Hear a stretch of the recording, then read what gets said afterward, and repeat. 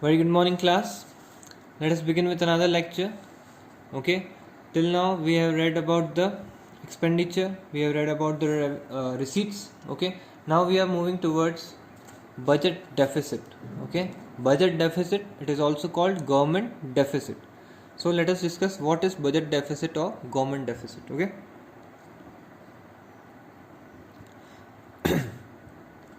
budget deficit refers to a situation when budgeted expenditure of government are greater than budgeted receipts.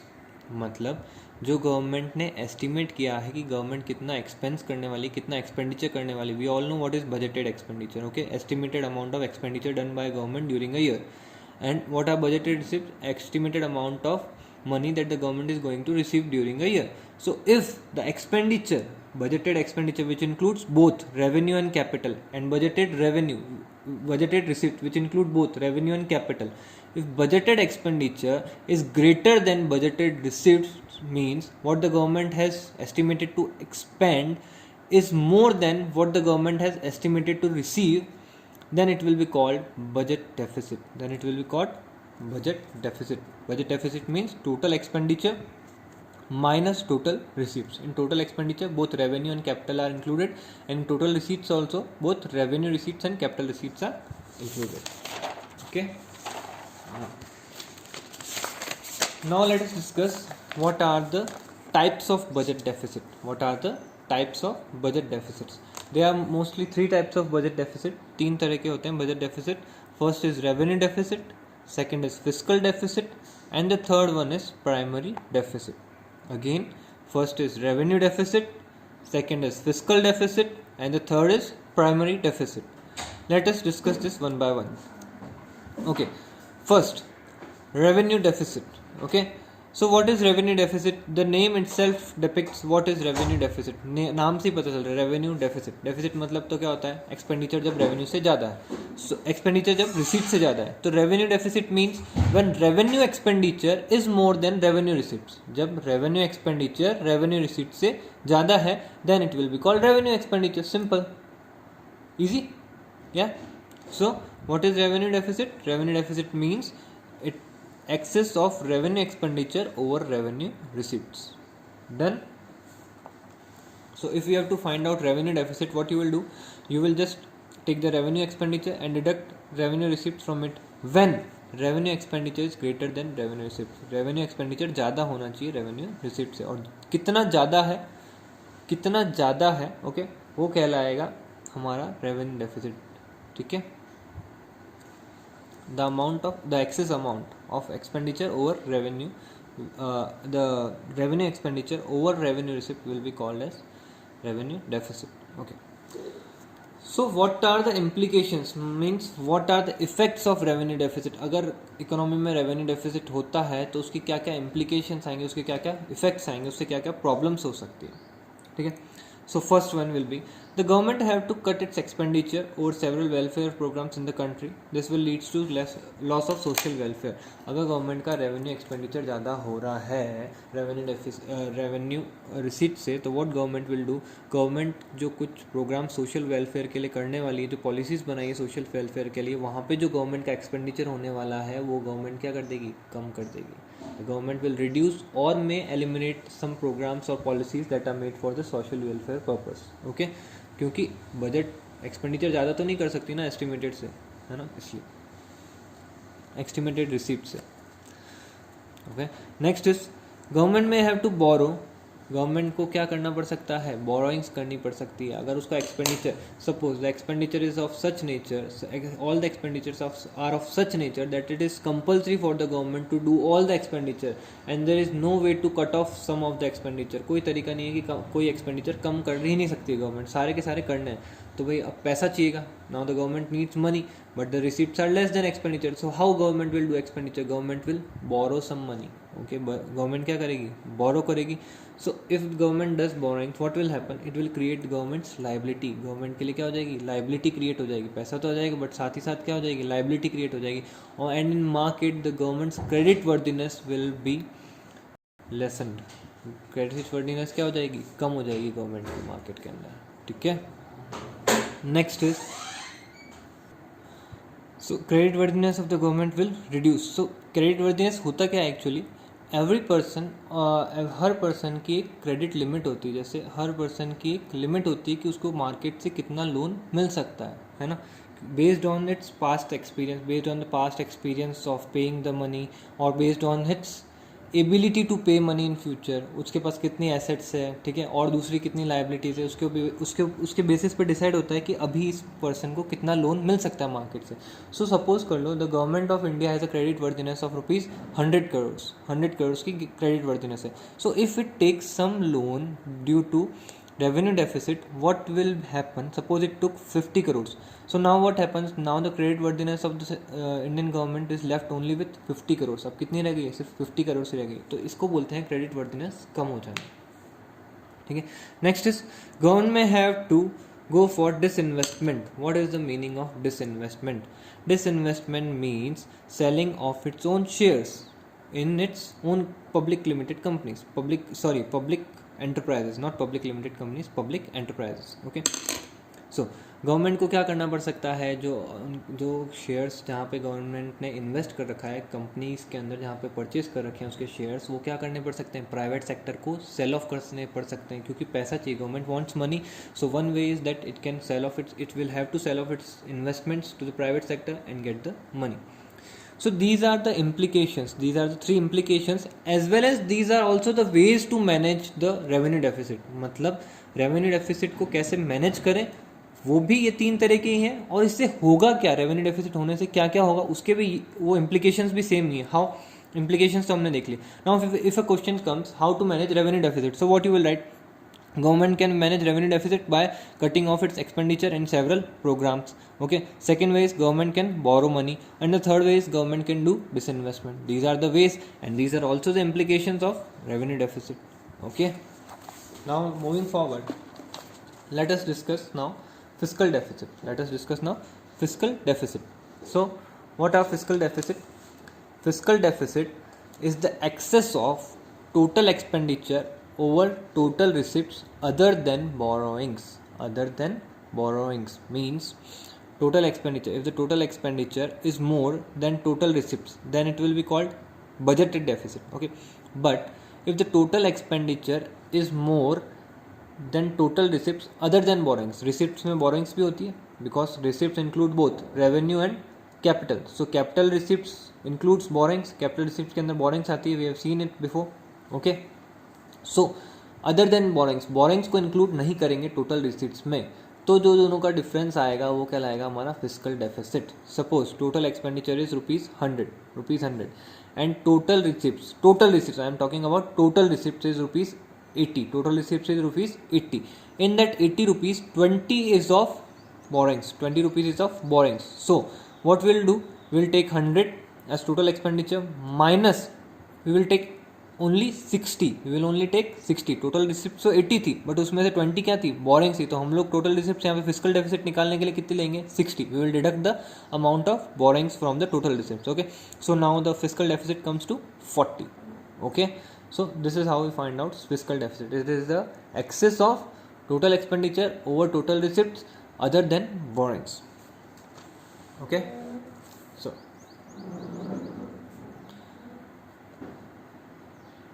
we can also write budgeted expenditure minus budgeted receipts. Okay, total expenditure means budgeted expenditure only and total receipts mean budget receipts only. Okay, yeah, other than borrowings. Okay, so what does fiscal deficit shows? Fiscal deficit क्या show करता है हमको? fiscal deficit shows the estimation of total borrowings of the government. मतलब fiscal deficit से ये पता लगता है कि government estimated during the year कितनी बोरोइंग्स करेगी, कितनी बोरोइंग्स करी है गवर्नमेंट ने या करेगी. ठीक है. Fiscal deficit shows the estimation of total borrowings by the government. It is often also called gross deficit. It is also called gross fiscal deficit. इसको gross fiscal deficit भी बोलते हैं. So what is gross fiscal deficit? Borrowings from RBI plus borings from abroad plus net borings from home. RBI से जो पैसा बोरो किया, abroad से जो पैसा बोरो किया और लोगों से जो पैसा बोरो किया, तीनों मिला के क्या बन जाता है हमारा gross fiscal deficit. Okay. I hope you have understood it. Now let us move forward.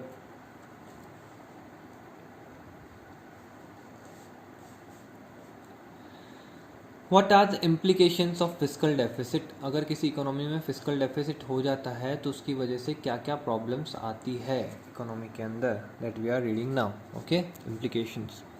First is inflationary spiral. So what is inflationary spiral? How inflationary spiral will happen now? Let's discuss. कैसे होगा inflationary spiral? Okay, अगर if the government borrows money, okay, government borrows money from RBI and it will supply the same money in the economy. Expenditure ज़्यादा है government का, मतलब क्या हुआ? Government का एक्सपेंडिचर ज़्यादा है, इसका मतलब क्या हो गया कि गवर्नमेंट ने मार्केट में ज़्यादा मनी सप्लाई करा है, मार्केट में पैसा ज़्यादा दे रही है government. So if the government has given more money in the economy, market में ज़्यादा पैसा दे दिया तो लोगों के हाथ में ज़्यादा पैसा आ गया. If the people are having more money in their hands, then people will expend more. लोग ज़्यादा खर्चा करेंगे, ज़्यादा डिमांड क्रिएट होगी. If the demand is more then the prices of the goods and services will rise and it will create inflation in the economy. So if the government does more borrowings in form of if there is fiscal deficit in the economy, means the government has done more expenditure and has done more borrowings from the RBI. And if more borrowings are given to the public, वो borrowings ultimately जा कहाँ रही है? खर्चा होकर लोगों के हाथ में ही तो जा रही है वो बोरिंग्स, ठीक है ना. सो what will happen? This will create a inflationary spiral. Okay, next implication is national debt. Next is national debt. So fiscal deficit leads to national debt. It hinders the GDP growth of the it hinders the GDP growth. How? See, what happens if there is fiscal deficit in the economy? Okay, what does it shows? The government borrowings, कितनी government borrowings करेगी? Fiscal deficit है तो what will government will do? Government will bring in the money. अगर deficit है, expenditure ज़्यादा हो रहा है तो पैसा चाहिए तो government कहाँ से लाएगी? Borrowing करके लाएगी. If the government will bring in the money by borrowings, what will happen? It will create a debt. It will create a liability for the government to pay off. ये एक liability हो जाएगी ना, borings कर रही है तो उस पर कुछ ना कुछ इंटरेस्ट रेट तो पे करना पड़ेगा ना गवर्नमेंट को. फ्री में कौन बोरिंग्स देगा? Government will have to pay some interest. So what will happen? if the government has done huge amount of borrowings, then what will happen in the next years, in the upcoming years, the total income which government is receiving, that is called national income. जो national income है economy की, जो country की national income है, उसमें से major portion तो कहाँ चला जाएगा? इंटरेस्ट पेमेंट में ही चला जाएगा. Yes, the major portion will be gone in paying the interest to people, to borrowers, interest to the borrowers. So what will happen? Our GDP will go low. How? Let me explain you with an example. Suppose government has done a 1,000 rupees borrowing. Government has done a 1,000 rupees borrowing at the rate of rupees 10%. So government will have to pay rupees 100 as interest. इतना interest pay करना. Suppose the national income of the country comes to 2,000 की national income हुई country की. So what will happen? Out of this 2,000, the government will have to pay compulsory rupees 100 as interest. Now the government is left with only 1,900. So if the government would have not borrowed the money, the national income would have been 2,000. But now the national income is rupees 1,900 only. If the national income is low, means the GDP growth rate will be low. हमारी GDP क्या होगी? Less रहेगी. तो इससे क्या होगा? हमारी economy grow कम होगी. ठीक है. So this is the effect of national debt.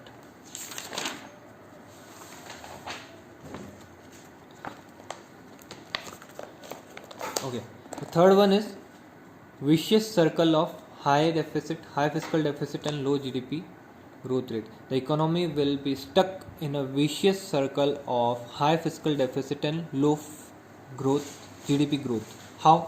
See, if there is high fiscal deficit, okay, so the government will have to borrow money. Government will have to borrow money and pay interest on that. So अगर interest पे करेगी तो उससे क्या होगा? GDP लो हो जाती है. अपन अभी देखा था एग्जांपल, नेशनल इनकम कम हो जाती है अगर अपने को इंटरेस्ट पे करना पड़ता है. So if there is low GDP, फिर से इनकम कम हुई, तो if there is an expenditure, then the government will again have to face the problem of fiscal deficit. फिर से पैसा कम है और एक्सपेंडिचर ज़्यादा हो गया. पैसा कम आया, ठीक है, पैसा कम है अब अपने पास क्योंकि अपनी नेशनल इनकम क्या हो गई? कम हो गई. अब फिर से अगर एक्सपेंडिचर ज़्यादा हो गया तो गवर्नमेंट को फिर से फिस्कल डेफिसिट में फंस जाएगी. गवर्नमेंट ऑब्वियसली फंसेगी क्योंकि जो एक्सपेंडिचर है वो हमेशा ज़्यादा ही होता रहेगा फिर. ठीक है ना. इस एग्जाम्पल में अगर if you see this example, suppose only 1,900 is left with sirs. Now there is an expenditure of 2,000. कितने का एक्सपेंडिचर है? 2,000 का एक्सपेंडिचर है. अगेन क्या हो गया? ₹100 का फिजिकल डेफिसिट हो गया। अगेन क्या हो गया, ₹100 का फिजिकल डेफिसिट हो गया। अगर यहाँ फिजिकल डेफिसिट नहीं हुआ होता तो हमें बोरिंग नहीं करनी पड़ती, बोरिंग नहीं करनी पड़ती तो हमें ₹100 का इंटरेस्ट पेमेंट नहीं करना पड़ता। और अगर ₹100 का इंटरेस्ट पेमेंट नहीं करते तो यहाँ पे 1900 की जगह कितने होते, 2000 होते, और 2000 ही इनकम है और 2000 ही एक्सपेंडिचर है, तो अपना जीरो फिजिकल डेफिसिट हो जाता अपना। Understood this?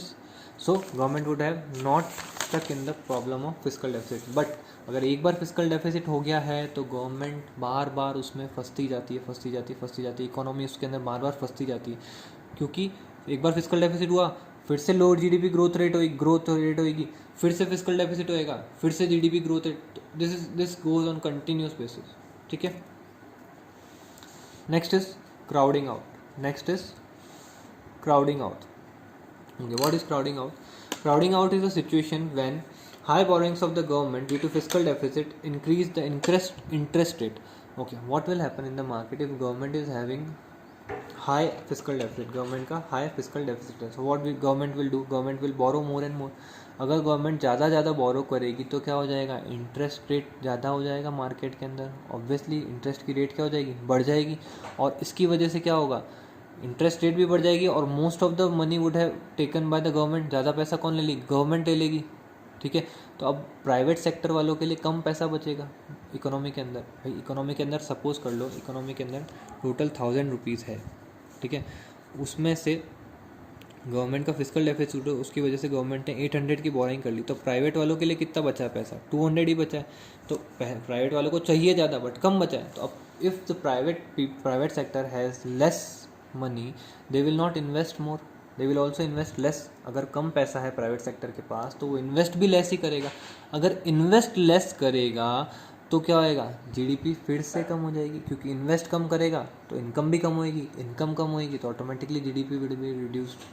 Okay, so this is called crowding out. It means if the borrowings of the government are more, then it will increase the rate of interest. दो चीज़ें होगी इससे, एक तो रेट ऑफ इंटरेस्ट भी बढ़ जाएगी, क्योंकि ज़्यादा डिमांड आ रही है गवर्नमेंट से, तो क्या होगी, मार्केट में रेट ऑफ इंटरेस्ट बढ़ जाएगी। रेट ऑफ इंटरेस्ट बढ़ानी ही पड़ेगी, ऑब्वियसली बात है, नहीं तो लोगों को पैसा, इतना पैसा है नहीं, डिमांड ज़्यादा है, अब पैसा बचा है ओनली 200, बट लोग डिमांड करने तो बहुत ज़्यादा है ना। ठीक है, तो what RBI will do, RBI will increase the interest rate बढ़ जाएगा, तो इंटरेस्ट रेट बढ़ेगा तो लोग ऑटोमेटिकली कम पैसा लेंगे तो people will invest less, if people will invest less people will earn less, if people will earn less than automatically GDP growth rate will hamper out. Okay, इसकी वजह से दो चीज़ें हो गई है, एक तो इंटरेस्ट रेट बढ़ गया और एक लोगों के जो प्राइवेट सेक्टर है उसके पास पैसा कम बचा। ठीक है, this is crowding out. Now last is erosion of governments credibility. Government की क्रेडिबिलिटी इरोड हो जाएगी मार्केट से। क्रेडिबिलिटी, क्रेडिट वर्जिनेस क्या होती है, I already explain you in the revenue deficit. Okay, so this is the same thing. What will happen, high fiscal deficit leads to high borrowings from the market which will reduce government's credit worthiness कम हो जाएगी government की, domestic में भी, India में, country में भी कम हो जाएगी, विद इन द कंट्री भी कम हो जाएगी, और इंटरनेशनल मार्केट में भी, इंटरनेशनल मनी मार्केट में भी क्या हो जाएगी, गवर्नमेंट की क्रेडिट वर्दिनेस कम हो जाएगी। इफ़ द क्रेडिट रेटिंग क्या होती है, कितना आपकी रेटिंग क्या चल रही है, मतलब आपको कितना पैसा मिल सकता है मार्केट से। ठीक है, so if the credit worthiness will be low, then the foreign investors जिन्होंने इंडिया में पैसा लगा रखा है, ऑलरेडी लगा रखा है, फॉरेन इन्वेस्टर्स ने जिन्होंने पैसा, वो लोग क्या करेंगे, now they will be afraid. Okay, now they will be afraid that the economy will not grow. उनको यही अफ्रेड होगा कि अब इकोनॉमी कैसे ग्रो करेगी, गवर्नमेंट ने इतना सारा बोरिंग्स कर रखा है तो इकोनॉमी ग्रो कैसे होगी, तो they will be afraid of their investment. So what they will do, they will withdraw their investment from the country. India में से वो लोग क्या करेंगे, किसी भी कंट्री में से फॉरेन वाले क्या करेंगे, अपना इन्वेस्टमेंट क्या करेंगे, विड्रॉ कर लेंगे। If they will withdraw their investment then it will hamper the domestic market. Again क्या होगा, अगर उन्होंने पैसा खींच लिया, ठीक है, पैसा उन्होंने वापस निकाल लिया अपना इंडिया के अंदर से, इंडिया में जो इन्वेस्ट कर रखा था वो पैसा निकाल दिया, तो again there will be low income and again there will be low GDP. So what is the crux, that एक बार once an economy is stuck in the fiscal deficit, once an economy is stuck in the fiscal deficit, there is no way out, yes, this is very important to know कि एक बार अगर कोई भी economy physical deficit में फंस गई तो फिर वो बाहर निकलना उससे बहुत बहुत मुश्किल हो जाता है, ठीक है, फिर इकोनॉमी डाउन ही डाउन जाती है. The only and only way to get out of it is through foreign direct investment. Yes, is the only way which fiscal deficit can be get rid of is foreign direct investment. What is foreign direct investment? I've already explained you in previous lecture, in the introduction जो concept पढ़ रहे थे हम लोग macro economics का, उसमें मैंने बता दिया है. फॉरेन डायरेक्ट इन्वेस्टमेंट होता है और एक होता है foreign institutional investment. Okay, foreign direct investment means the foreigners are purchasing the Indian companies, मतलब इंडियन डोमेस्टिक मार्केट की जो कंपनीज हैं उनके शेयर्स डायरेक्टली परचेज कर लेंगे, ओनरशिप होल्ड करेंगे वो लोग. ठीक है, that is called foreign direct investment. Okay, so let's keep it till here only today. Okay, bye bye.